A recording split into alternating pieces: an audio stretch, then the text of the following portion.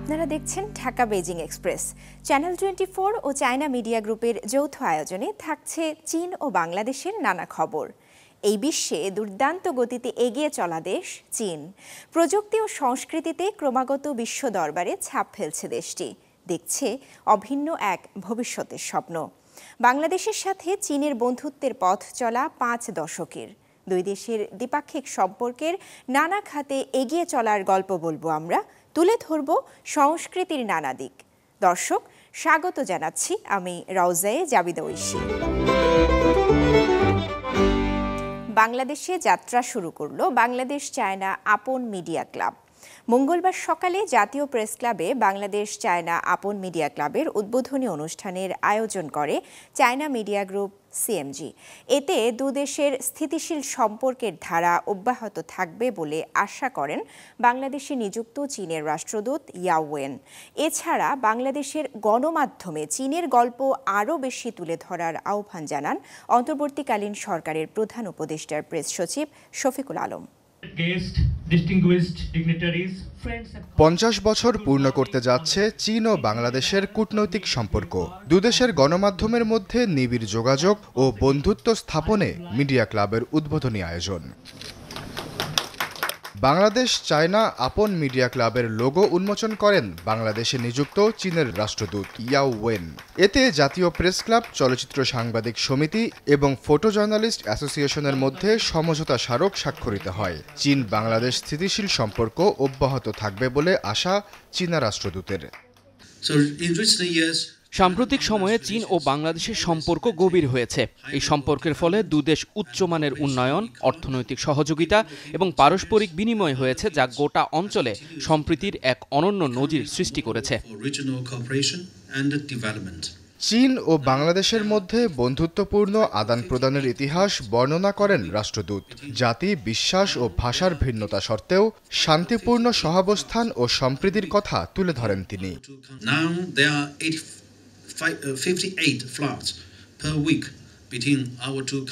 আমাদের দুদেশের মাঝে সপ্তাহে 52টি ফ্লাইট আসা যাওয়া করে। বছরে দুদেশে পর্যটকের সংখ্যাও 1.5 লাখ ছাড়িয়েছে। দুদেশের মানুষের মধ্যে সাংস্কৃতিক বিনিময় বাড়ছে।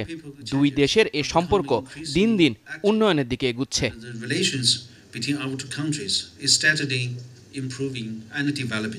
দুদেশের কূটনৈতিক সম্পর্কের 50তম বার্ষিকী উদযাপিত হবে আগামী বছর। তাই 2025 সালকে দ্বিপাক্ষিক সহযোগিতা ও জনগণের মধ্যে বিনিময়ের বছর হিসেবে দেখছেন চীনা রাষ্ট্রদূত। দেশটির আন্তর্জাতিক মানের শিক্ষা ও গবেষণা প্রতিষ্ঠানে উচ্চশিক্ষা নিতে বাংলাদেশি শিক্ষার্থীদের উৎসাহিত করেন ইয়াও ওয়েন। 2025 সালে বাংলাদেশ ও চীনের মধ্যেকার কূটনৈতিক সম্পর্ক 50 বছরে পা দিতে যাচ্ছে। দুদেশের বাসিন্দাদের মধ্যে পারস্পরিক বিনিময় চীন ও বাংলাদেশের সম্পর্কে এক মাইল ফলক হতে পারে। দুদেশের বন্ধুত্ব তাদের জনগণের উপর নির্ভরশীল, আর এর সুফলও তারা ভোগ করবে।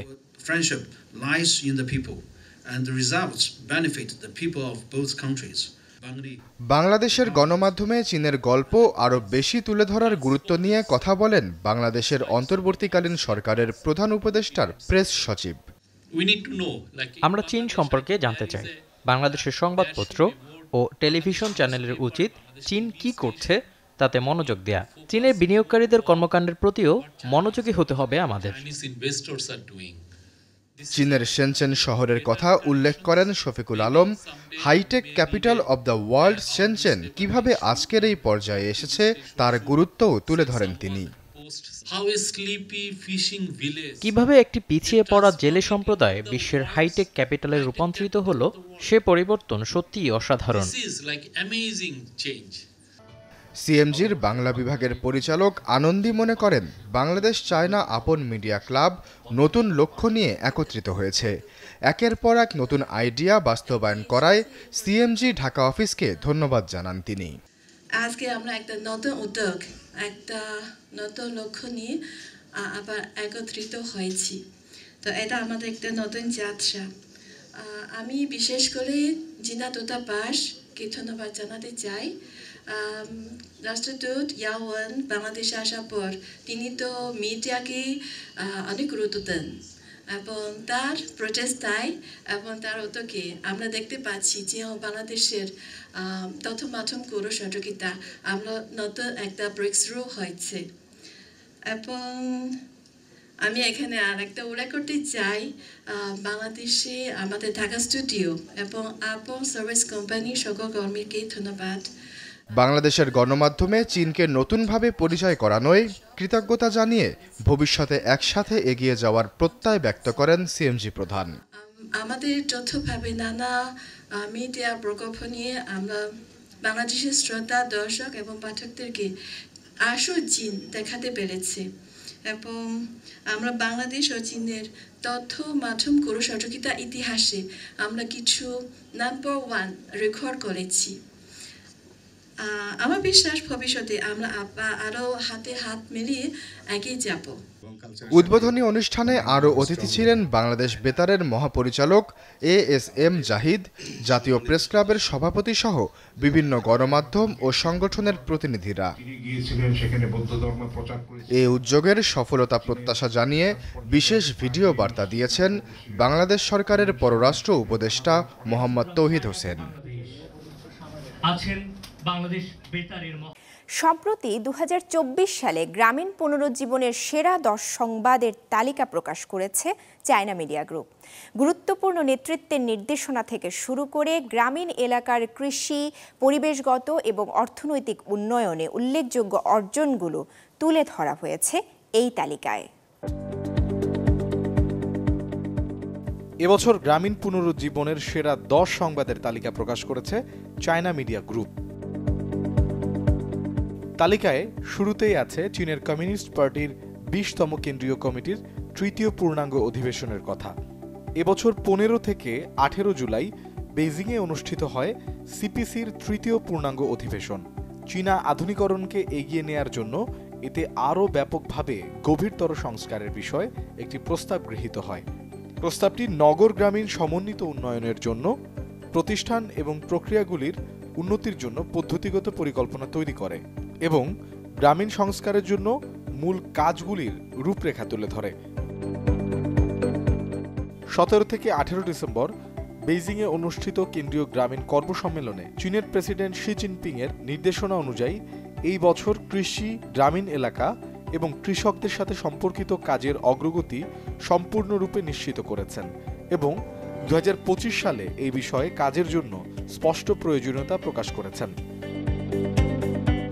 এতে সমন্বিত নগরপল্লী উন্নয়নের প্রচার করা, গ্রামীণ সংস্কারকে আরও গভীর করা, কৃষিকে শক্তিশালী করার জন্য সহায়তা ব্যবস্থার উন্নতি করা, কৃষকদের সুবিধা নিয়ে আসা এবং তাদের আয় বৃদ্ধি করা সহ নানা পরামর্শ দেন। চীনের 1 নম্বর কেন্দ্রীয় নথিতে উল্লেখ আছে, যা এই বছর গ্রামীণ পুনরুজ্জীবনকে ব্যাপকভাবে প্রচারের জন্য অগ্রাধিকারের রূপরেখা দিয়েছে। ফেব্রুয়ারিতে কেন্দ্রীয় কমিটি এবং রাজ্য পরিষদ যৌথভাবে গ্রামীণ এলাকার ব্যাপক পুনরুজ্জীবনের কার্যকরীভাবে প্রচারের জন্য 1000 গ্রামের বিক্ষোভ এবং 10,000 গ্রামের সংস্কার প্রকল্পের অভিজ্ঞতা শেখার এবং প্রয়োগ করার বিষয়ে মতামত জারি করে, যা 1 নম্বর কেন্দ্রীয় নথি হিসেবে পরিচিত। All China Federation of Supply and Marketing কোঅপারেটিভের 70তম প্রতিষ্ঠাবার্ষিকী উপলক্ষে চীনের প্রেসিডেন্ট শি জিনপিং গুরুত্বপূর্ণ নির্দেশনার কথাও উল্লেখ আছে, যাতে সরবরাহ ও বিপণন সমবায়গুলোকে ক্রমাগত কৃষকদের জীবন ও উৎপাদন পরিবেশন এবং আধুনিক কৃষির বিকাশের জন্য একটি ব্যাপক প্ল্যাটফর্ম তৈরি করার প্রতি জোর দেন প্রেসিডেন্ট সি। এছাড়াও রয়েছে চীনের 2024 সালের শস্য উৎপাদনের কথা। এবছর 706.5 মিলিয়ন টন রেকর্ড শস্য উৎপাদন হয় চীনে। জাতীয় পরিসংখ্যান ব্যুরোর ডিসেম্বরের তথ্যে দেখা যায়, টানা 9ম বছরের মতো এবছরও দেশটি প্রথমবারের মতো 700 মিলিয়ন টনেরও বেশি শস্য ফসলের নিবন্ধন করে। চীন পরপর 3 বছর ধরে কৃষি জমির মোট আয়তনের নিট বৃদ্ধি দেখাচ্ছে। প্রাকৃতিক সম্পদ মন্ত্রণালয় সেপ্টেম্বরে ঘোষণা করে, এবছর চীনের কৃষি জমির মোট আয়তন দাঁড়ায় 1.9 বিলিয়ন মিউ, যা পরবর্তী 3 বছর ধরে কৃষি জমির মোট আয়তনের নিট বৃদ্ধি অর্জন করেছে। এছাড়া 1949 সালে গণপ্রজাতন্ত্রী চীনের প্রতিষ্ঠার পর থেকে কৃষি জার্মপ্লাজম সম্পদের সর্ববৃহৎ দেশব্যাপী জরিপ সম্পন্ন করার খবরও রয়েছে তালিকায়। 2021 সালে শুরু হওয়া এই জরিপ ফলপ্রসূ ফলাফলের সাথে সম্পন্ন হয় এবছর। সমীক্ষাটি সারা দেশে 2323টি কৃষি কাউন্টিকে কভার করেছে, যার মধ্যে 332টি পূর্ববর্তী 2টি সমীক্ষার অন্তর্ভুক্ত নয়। এছাড়া এক্সপ্রেস ডেলিভারির হিসাবও তুলে ধরা হয়। দেখা যায় এবছর চীনের মধ্য ও পশ্চিমাঞ্চলে এক্সপ্রেস ডেলিভারি পরিষেবার বৃদ্ধির হার জাতীয় গড় স্তরকে ছাড়িয়ে যায়, যাতে এর অংশ বৃদ্ধি অব্যাহত থাকে। দর্শক, অনুষ্ঠানের এই অংশে সিএমজি বাংলার বেইজিংয়ের 2 সহকর্মী আছেন আমার সাথে। আমাদের সাথে আছেন শুয়ে ফেইফেই শিখা, সাংবাদিক, এবং ওয়াং ছুয়ে ইয়াং জিনিয়া আছেন আমাদের সাথে। আপনাদের দুইজনকেই ঢাকা বেইজিং এক্সপ্রেসে স্বাগত জানাচ্ছি। আপনাকে ধন্যবাদ। আপনাদের কেমন লাগছে বাংলাদেশে এসে? এটা আসলে আমার তৃতীয়বার বাংলাদেশ ভ্রমণ, আর এবার এসে তো সুযোগ পেলে আসতে পেরে খুব আনন্দিত আর খুব ভালো লাগছে। এটা আপনার কতবারের মতো বাংলাদেশে আসা? তৃতীয়বারের মতো। আর গতবার আমরা দুজন একসাথে এসেছিলাম, আর এবার এসে আরো অনেক কিছু পরিবর্তন দেখেছি আর খুব খুশি লাগছে। যিনি আপনি যদি একটু বলেন। হ্যাঁ, আমিও শিখা আপু বলেছিলাম যে গত বছরে তো প্রথমবারের মতো আমি বাংলাদেশে এসেছি। সব কিছু আমার জন্য তো নতুন, কিন্তু এই বছর তো ভিন্ন একটি ঋতুতে, একটি আরামদায়ক ঋতুতে আবহাওয়ায় বাংলাদেশে আবার এসেছিলাম। আমার মতো যে এক পরিবারে তো ফিরে আসার মতো অনেক ফ্যামিলি অনুভূতি পেয়েছি। আপনি বলছিলেন যে আপনি তৃতীয়বারের মতো বাংলাদেশে এসেছেন শিখা, এবং আমি যতটুকু জানি যে আপনি বাংলাদেশে 1 বছর পড়াশোনাও করেছেন ঢাকা বিশ্ববিদ্যালয়ে। আমি যদি এই সম্পর্কে একটু জানতে চাই আপনার কাছে। এই লেখাপড়ার যে অভিজ্ঞতা আসলে আমার জীবনের খুব মূল্যবান একটি অভিজ্ঞতা। তো বিশ্ববিদ্যালয়ে লেখাপড়ার মাঝখানে আমি 1 বছর বাংলাদেশে এসে যে ঢাকা বিশ্ববিদ্যালয়ের আধুনিক ভাষা ইনস্টিটিউটে লেখাপড়া করতে এসেছি। এখানের জনগণ এই তো অতিথিপরায়ণ, তারা আমাদের খুব আদর করে, খুব সাহায্য করে। আপনি 1 বছর বাংলাদেশে যখন থেকে পড়াশোনা করেছেন, নিশ্চয়ই বাংলাদেশের বিভিন্ন সাংস্কৃতিক অনুষ্ঠান বা বিভিন্ন কালচারাল ইভেন্ট ছিল ওই সময়ে আপনি পেয়েছেন হয়তো বা অ্যাটেন্ড করেছেন এইসবে। আমি যদি একটু ওই বিষয়গুলো সম্পর্কে আপনার অনুভূতি সম্পর্কে একটু জানতে চাই, বা কি কেমন লেগেছে আসলে বাংলাদেশের সংস্কৃতি? খুব ভালো লাগে আমার। তো প্রথমে এসে দেখেছি যে বাংলাদেশের যে মেয়েদের পোশাক এই তো সুন্দর। আর আমরা যে এসে আমরা তাড়াতাড়ি বাজারে গিয়ে যে বাংলাদেশের যে ঐতিহ্য পোশাক সালোয়ার কামিজ, শাড়ি কিনতে গিয়েছি। তারপর আমরা এই যে বাংলাদেশের পোশাক পরতে অনেক পছন্দ করি। আর তারপর যে বাংলাদেশের অনেক বন্ধু আমাদের যে খুব সাহায্য করে, আমাদের তাদের বাসায় গিয়ে যে ঈদ কাটানো এবং তাদের বিয়ের অনুষ্ঠানে অংশ নেওয়ার আমন্ত্রণ জানিয়েছে। আমার এখনো মনে আছে যে বাংলাদেশে যে ঈদ পালনের একটি অভিজ্ঞতা। তো আর আসলে বাংলাদেশের বন্ধুরা এই তো অতিথিপরায়ণ, এবং যে পরিবার সবাই যে খুব আদর করে আমরা একসাথে যে অনেক সুস্বাদু খাবার খেয়েছি, বাংলাদেশের ঐতিহ্য খাবার। আমি একটু জিনিয়ার কাছে জানতে চাইবো, যেহেতু কালচারাল এক্সচেঞ্জের একটা বিষয় এখানে আছে, উনি চীন থেকে এসে যেই আনন্দের কথা বলছিলেন, কালচারাল এক্সচেঞ্জ নিয়ে যদি আপনি একটু বলেন 2 দেশের। কালচার এক্সচেঞ্জ আসলে আমার একটি সাপ্তাহিক অনুষ্ঠান আছে, এর নাম হচ্ছে সাহিত্য সংস্কৃতি, এবং এর মধ্যে আমি সব সময় যে বাংলাদেশ এবং চীনের মধ্যে যে আদান প্রদান নানা ধরনের কার্যক্রম নিয়ে তো কিছু প্রতিবেদন বানাই করেছি। বেইজিংয়ে আমাদের আগের যে বাংলাদেশ চীনের দূতাবাসের কিছু আয়োজক অনুষ্ঠানে আমরা যোগদান করেছি, যেমন নববর্ষ, হ্যাঁ, তারপর যে মাতৃভাষা দিবস, নানা ধরনের যে অংশ, স্বাধীনতা দিবস, হ্যাঁ ঠিক বলেছেন, আমরা তো অংশগ্রহণ করেছি। অনেক ভালো। আচ্ছা, আমি একটু জানতে চাইবো তাদের সম্পর্কে আসলে, যে মানে এখানে বাংলাদেশের শিক্ষার্থীরা ওখানে যে যেমন পড়াশোনা করছে, অনেক শিক্ষার্থী বাংলাদেশেও আসছেন, এই যে এডুকেশনাল একটা এক্সচেঞ্জ, এটা নিয়ে যদি কিছু বলেন। চীনের বিভিন্ন জায়গা, বিভিন্ন শহরে, বিভিন্ন বিশ্ববিদ্যালয়ে অনেক বেশি বাংলাদেশি শিক্ষার্থীরা আছে। বছরের সেপ্টেম্বরে আমি এবং শিখা আপু আমরা দুজন মধ্য চীনের হেনান প্রদেশের郑州 বিশ্ববিদ্যালয়ে গিয়েছিলাম। ওখানে 200 জনেরও বেশি বাংলাদেশ থেকে শিক্ষার্থী রয়েছে।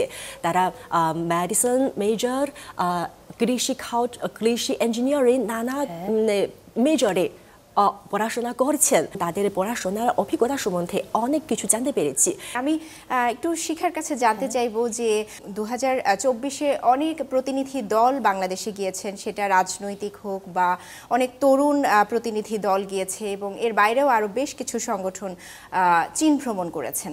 তো আপনি কাজের সুবাদে তাদের সাথে বিভিন্ন বিষয় নিয়ে কথা বলার সুযোগ হয়েছে, আমি যদি এই বিষয়গুলো নিয়ে একটু জানতে চাই।